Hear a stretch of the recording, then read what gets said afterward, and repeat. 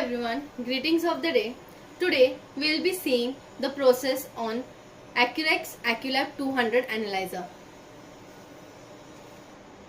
Acculab 200 is a fully automated clinical chemistry analyzer with a throughput of 200 tests per hour. It is designed to deliver accurate, precise and reliable results, making it an ideal solution for small to medium-sized laboratories. The analyzer supports random access operation, user-friendly software, ensuring smooth workflow and efficient daily operations. Now we'll see some areas of the analyzer. This is the upper cover of the analyzer. We'll open the cover. The first one is the reagent tray.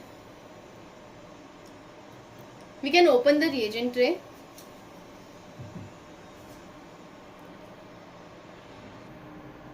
Acculab 200 is equipped with a reagent disc having a total of 80 reagent positions. Out of this, 40 positions are designed for large reagent bottles and 40 positions are for small reagent bottles, providing excellent flexibility for routine as well as specialized tests. So this is how you place the reagent bottles.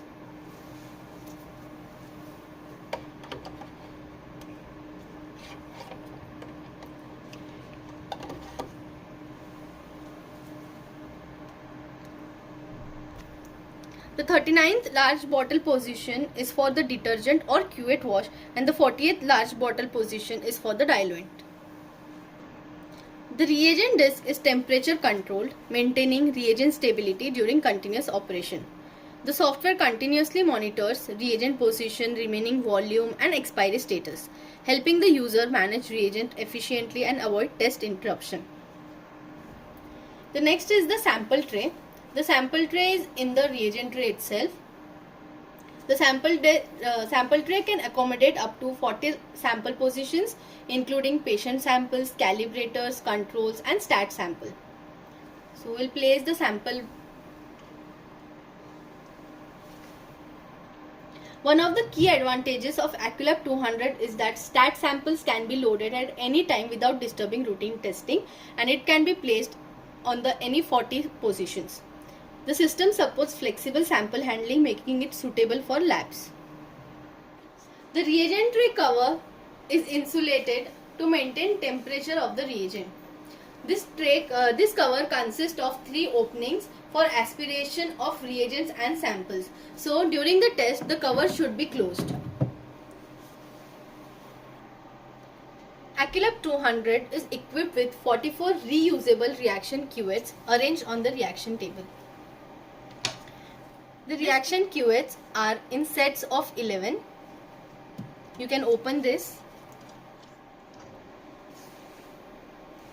Each single cuvette can be replaced.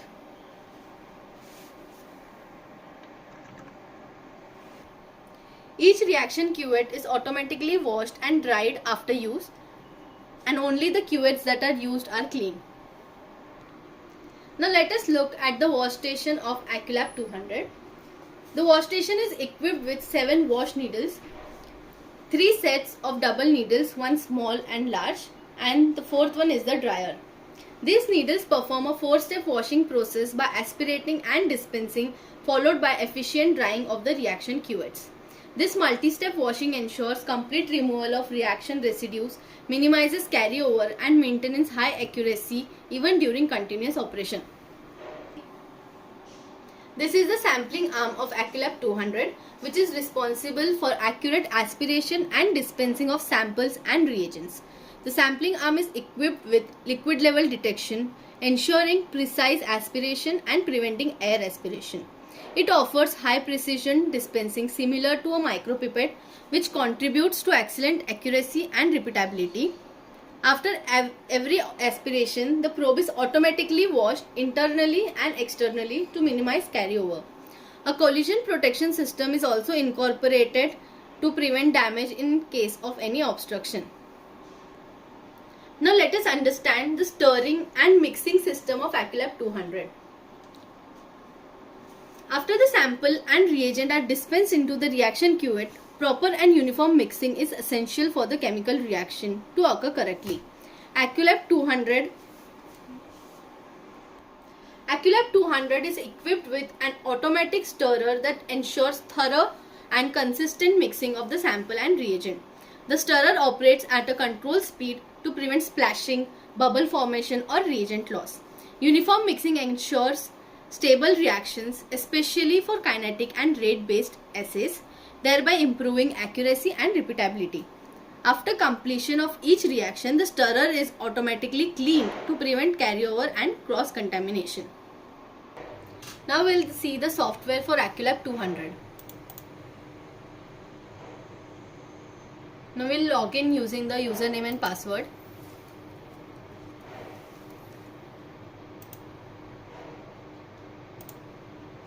So as you can see here, the first screen is the test menu. But before proceeding with the test, we have to add the reagent. So we'll click on reagent. We'll click on reagent setting. Now for closed system, we can add by clicking on add, and we can select the parameter.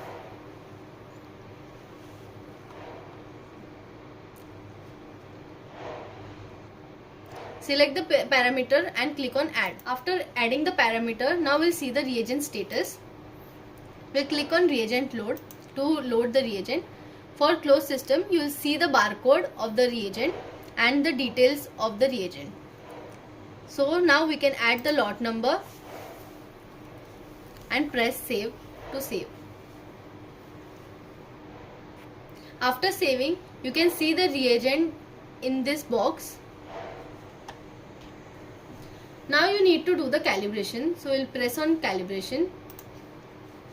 Here you can see the reagent name. For blank calibration, you need to press once and it will turn green. For full calibration, you need to double press. So we'll press again and you can see the color changes to yellow. That means it will take the full calibration. And press OK. Now we'll come to the test page and we'll register our sample. First, we'll give the sample position as required, the sample name. If there is any sample ID, you can give the sample ID.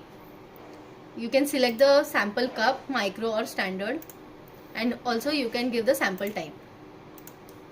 If pre-dilution is required, you can click on here, and if the sample is stat sample, you can click on the stat sample. From here, you can select the page. You have two pages, 1 and 2, so you can select from here. So now you'll select the parameter and click on register. So it will register the sample, and if you want to repeat this sample, you just need to click on batch, and you can click on use same cup and give the count as you required. Like if you want 5 repetition, you can give 5, and so you can see here 5 repetitions are set. Now we have fed the reagent calibration and sample information. So now we'll start by clicking on start condition. Here you can see this dialog box in which the test information is given. So if you want to edit anything, you can just click on written and edit it, or you can directly start by clicking on start. There is an option of masking.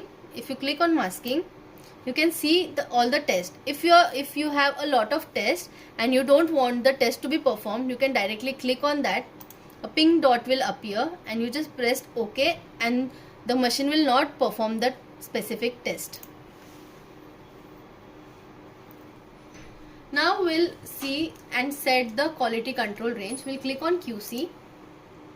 We'll go to QC setting. Now we will add the QC.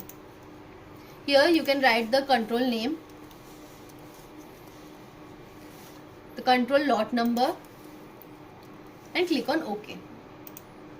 So as you can see the control name over here, you'll select the parameter, and then either you can give the target value and SD value, or you can directly click on QC range and give the range.